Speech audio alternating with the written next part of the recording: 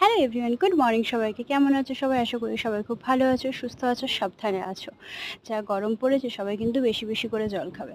তোমরা সবাই জানো আমি শ্বশুরবাড়ি এসেছি, আর এখানে এসে আমার প্রথম কাজ হচ্ছে সকালে উঠে ব্রেকফাস্ট বানানো।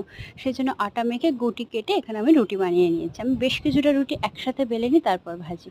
এখানে রুটি ভাজা কমপ্লিট হয়ে যাওয়ার পর আমি খেয়ে নিলাম একটু চিয়া সিডস, আর আমাদের রুটি খাওয়ার জন্য ভাজলাম আলু আর বিট দিয়ে। এদিকে ভাত বসিয়ে দিয়ে একটু মশলা করে নিচ্ছিলাম তরকারির জন্য।